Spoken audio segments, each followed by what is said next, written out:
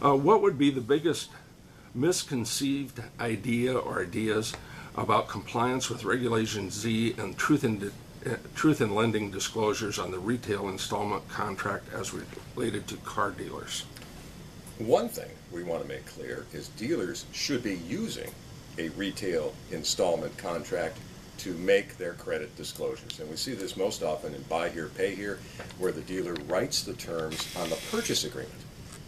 And they'll have the purchase price, of course the vehicle description and so on, and they'll just handwrite on there so many months, so many weeks, how much per week, how much bi-weekly, whatever. Use a retail installment contract. When you are selling through a buy here, pay here, and you are taking payments in more than 4 installments, that triggers the Iowa Consumer Credit Code, and it's a truth in lending issue as well in Reg Z.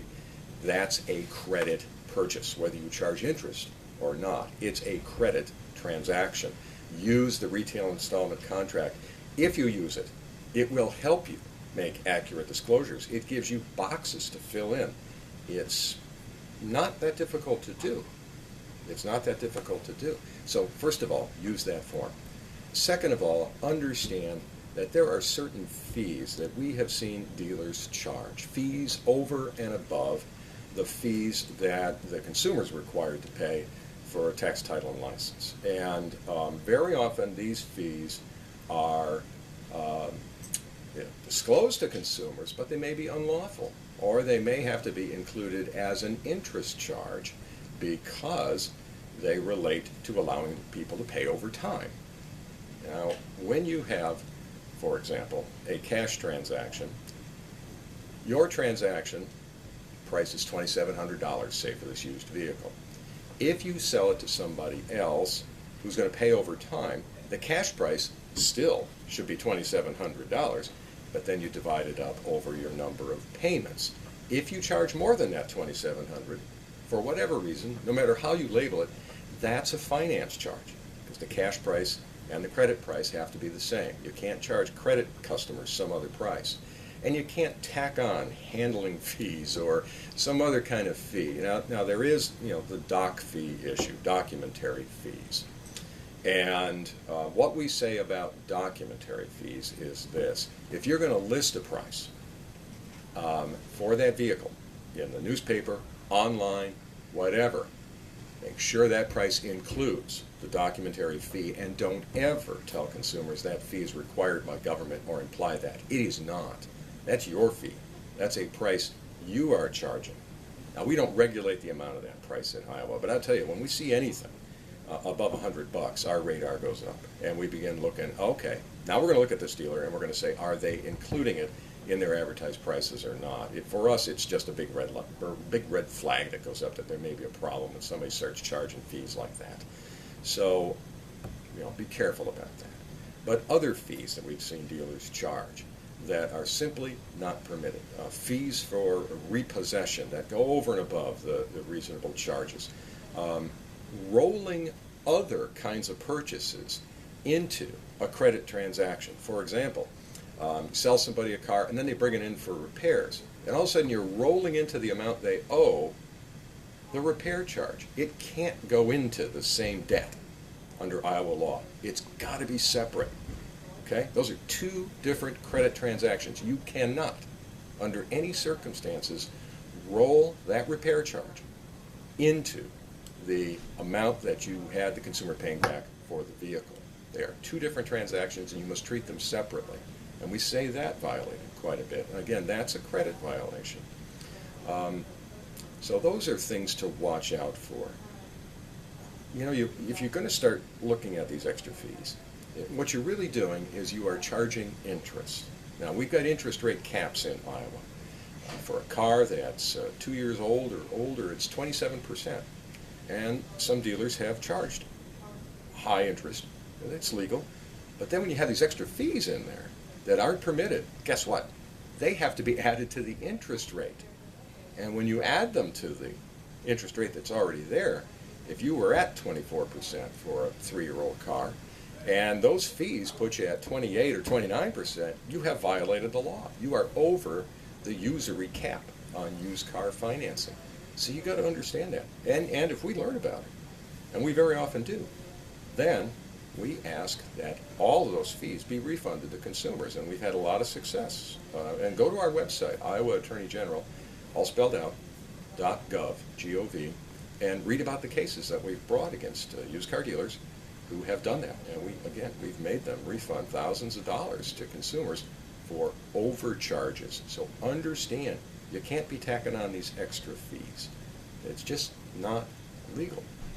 And with the dock fee, keep it reasonable and disclose it as part of the price that you are asking for the vehicle.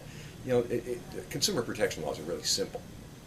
2 words: no surprises. No surprises for the customer. What they see, it should be what they get. It's not an idea that you can advertise a low-end price, get them in the door, and then pile on. That's not how it's supposed to work, and that's not how the free enterprise system is supposed to work. We're supposed to be able to have strong competition, but fair and honest competition. And that means the guy who does it right doesn't lose business to the person across the street who advertises a price that's not available, or who doesn't disclose all of the fees that are included in a transaction, those fees which are legal. Another area about Reg Z, about truth in lending, you need to be wary of. A lot of dealers do price advertising. They do so much per month, for example, $2.99 a month, or $100 down, or something like that. Truth in Lending Act has trigger terms. And what that means is that if you advertise one of these terms, then that triggers the obligation to disclose other terms.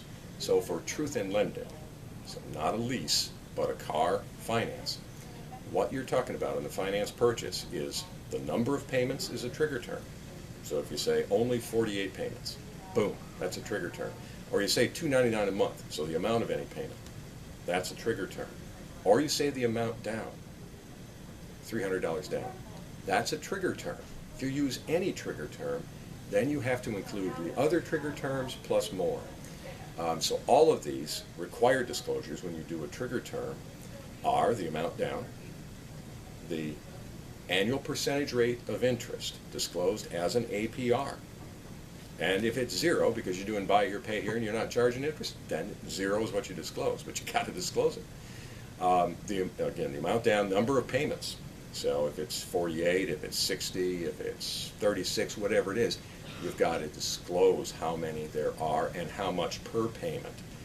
All of that has to be included in a disclosure if you use a trigger term.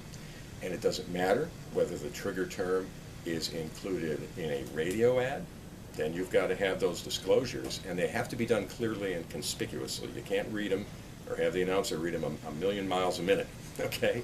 So that nobody can understand it. That's not clear and conspicuous. And you can't do the disclosures at the beginning of the radio ad. We've seen some new car dealers do that, and if I'm driving down the road, I'm shaking my head. Oh, no. There's a violation right there. But clearly and conspicuously. If you have a price you are advertising on the internet, you've got to have those disclosures right there in the same place, done clearly and conspicuously. If it's a shopper where you've got those ads, have them be clearly and conspicuously done. And if you can put them right next to the price, right next to the vehicle, that's better than having them at the tiny print at the bottom. Sometimes that print is so small and hard to read, it doesn't meet the clear and conspicuous test, and therefore you have failed to make your disclosures. If you use a billboard, and I don't know how many used car dealers do, but if you do, that's treated the same as the newspaper. You've got to have the disclosures. They have to be clear and conspicuous. If you put a sign on a car, that's an ad under the law. So if you put a price, so much per month, you've got to have those disclosures on that sign, on that car. So, it's important to realize these things are laws, and they are enforced vigorously by both the state and the federal government, and it's important to get it right. And it's not hard to do. It really isn't.